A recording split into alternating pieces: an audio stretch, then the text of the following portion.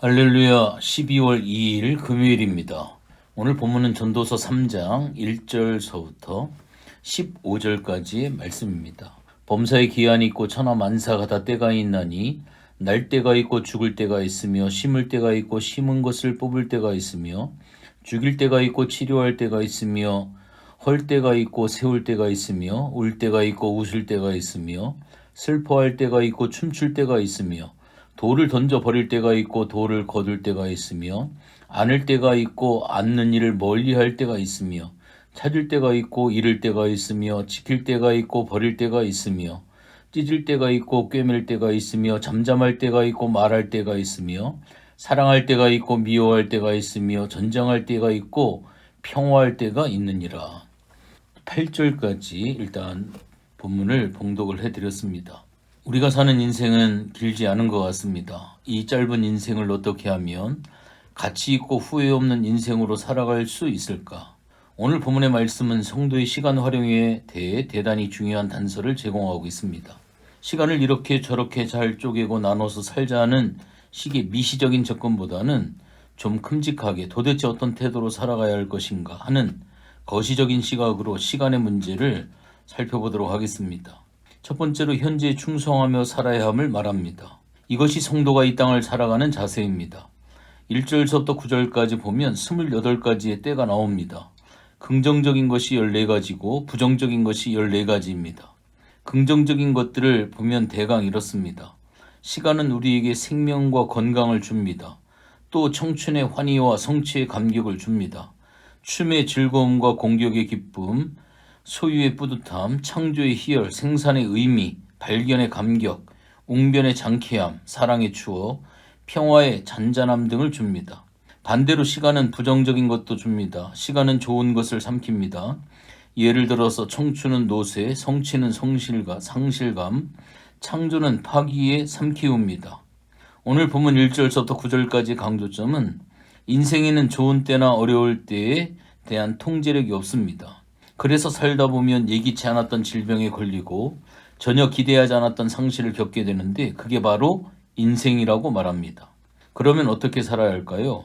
나에게 어떤 문제, 어떤 일이 닥쳐오건 그때그때 그 의미를 깨닫고 기쁜 일이든 슬픈 일이든 그 자리에서 충성하는 태도로 살면 됩니다. 우리는 태풍이 무조건 나쁜 줄 알지만 태풍이 바닷물을 휘어져 놓아야 바다가 정화가 됩니다. 오염물이나 기름때 같은 것들이 다 사라져 버립니다. 태풍이 휘젓고 간 바다에서 횟감을 얻을 수 있습니다. 태풍이 한번 지나가고 난 다음에는 대기도 맑아집니다. 태풍이 불고 난 다음 날은 남산 타워에서 서해 앞바다까지도 보인다고 합니다.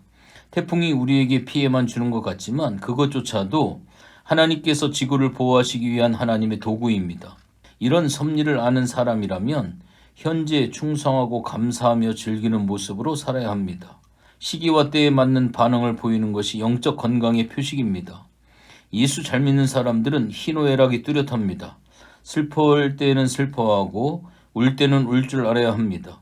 기쁠 때는 좀 방정맞을 정도로 기뻐하십시오. 반가운 사람 있으면 호들갑스럽게 반가워할 필요도 있습니다. 우리는 유교의 영향을 너무 많이 받아서 외식에 익숙해져 있습니다.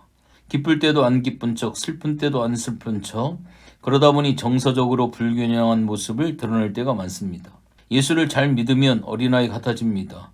조금 슬프면 닭똥 같은 눈물이 그냥 뚝뚝 떨어집니다. 조그만 선물을 하나만 갖다 줘도 펄쩍펄쩍 뜁니다. 하나님께서는 이러한 모습을 원하십니다. 인생에는 때가 있을 뿐더러 하나님께서는 우리 각자에게 때를 주셨습니다.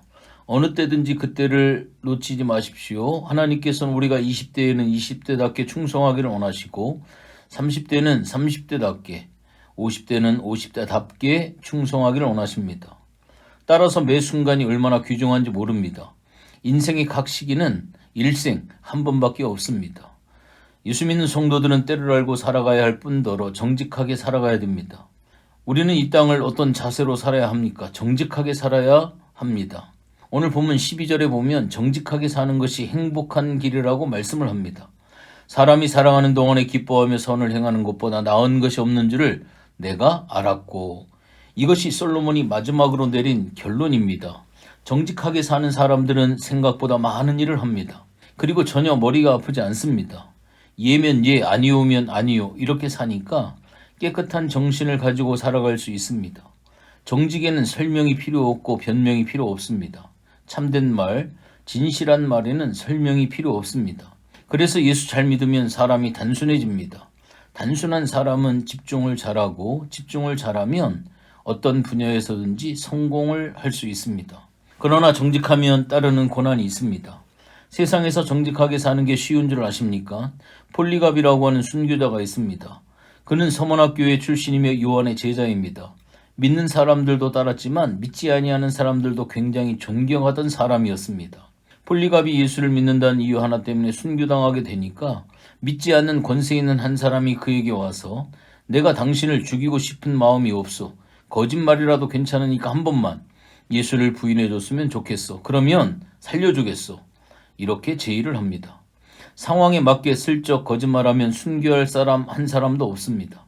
위기가 오면 말 한마디로 넘어가고 또 넘어가고 하면서 하나님께서 그때그때마다 나에게 지혜를 주셨다. 이렇게 말 같지 않은 말이나 하고 있습니다. 이것이 성도의 십자가입니다. 세상 모든 사람들이 사기치고 이중장부 기록할 때 우리는 정직하게 살면 됩니다. 정직은 머리 좀 나빠도 괜찮습니다. 맞으면 맞다, 틀리면 틀리다. 이렇게 말하면 되는 것입니다. 왜 부정직해집니까? 자신이 가지고 있는 기득권을 유지하려고 하고 알량한 지위를 유지하려 하며 체면이나 명예를 지키려 하기 때문에 그런 것 아닙니까? 지위가 높고 따질 체면과 명예가 있으면 오히려 거짓되게 삽니다. 반면 우리가 돌 던지며 더러운 것들이라고 욕하는 사람들이 진실한 경우가 많이 있습니다. 청량리 사창가에서 예전에 목회하시던 최일도 목사님의 글을 보면 길거리 여자들이 생각보다 진실하다고 합니다. 성경을 보십시오. 바리새인들은 아주 거짓되고 음흉하며 어두컴컴한 사람들이었는데 오히려 창기 세례들은 정직했습니다. 예수님이 오히려 그들을 사랑해 주셨습니다. 바리새인도 죄인이고 창기도 죄인이고 똑같은 죄인인데 하나님께서 인정하시는 죄인은 정직한 죄인입니다. 한국교회가 하나님 앞에 다시금 정직성을 회복하면 잃었던 능력을 회복할 것이라고 확신합니다. 마지막으로 간단히 살필 것은 영혼을 사모하는 심정입니다. 11절에 보면 또 사람에게 영혼을 사모하는 마음을 주셨느니라 라고 말씀을 합니다. 우리가 이 땅에 살고 있지만 저 높은 곳을 바라보며 사는 인생입니다. 이 땅이 전부가 아닙니다. 이 땅에서 살아가면서 우리는 하나님이 인정하시는 사명의 삶을 살고 있습니다. 그래서 우리의 인생은 허무하지 않습니다. 우리의 싸움이 얼마나 영광된 싸움인지 아십니까?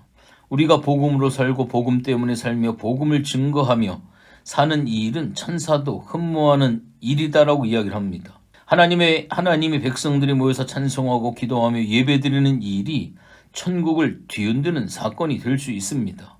사도 바울은 이걸 깨달았기 때문에 사도행전 20장 24절에 나의 달려갈 길과 주 예수께 받은 사명, 곧 하나님의 은혜의 복음 증거하는 일을 마치려 하면은 나의 생명을 조금도 귀한 것으로 여기지 아니하노라. 아멘. 이 말씀을 붙들고 복음을 증거하는 일에 생명을 바치는 삶이 되어졌습니다. 부활장으로 알려진 고린도 15장 58절에 이런 선언이 있습니다. 그러므로 내 사랑하는 형제들아 견고하며 흔들리지 말며 항상 주 일에 더욱 힘쓰는 자들이 되라. 이는 너희 수고가 주 안에서 헛되지 않은 줄을 알미니라. 아멘. 우리가 하는 모든 수고는 결단코 수고가 아닙니다. 하나님 앞에서 가장 고귀한 수고요. 죽음에서 생명으로 옮기는 능력의 사역입니다. 위로부터의 능력을 사모하십시오. 될 수 있으면 많은 능력을 받으십시오. 그리고 그 축복을 나누는 인생이 되기를 바랍니다. 살리는 인생, 하나님의 일 많이 하는 인생, 또 하나님을 가장 기쁘게 하는 인생, 그런 걸작의 인생을 사는 하나님의 거룩한 백성이 되기를 주님의 이름으로 부탁을 드립니다. 하나님 고맙고 감사를 드립니다. 하나님께서 우리를 이 땅 가운데 하나님께서 존재하도록 은혜를 주셨고 사람에게 영혼을 사모하는 마음을 주셨다라고 하는 말씀처럼 우리는 이 땅에 살고 있지만 저 높은 하늘을 바라보며 천국을 바라보며 살아가는 인생입니다. 또한 하나님이 인정하시는 사명의 삶을 살아가기를 원합니다. 하나님, 우리가 살아가는 삶의 하루하루가 복된 인생이 되게 하게 하시고 하나님이 기뻐하고 하나님이 즐거워하는 그러한 인생으로 살아갈 수 있도록 힘과 은혜를 더하여 주시옵소서. 감사를 드리며 예수님의 이름으로 기도했습니다. 아멘.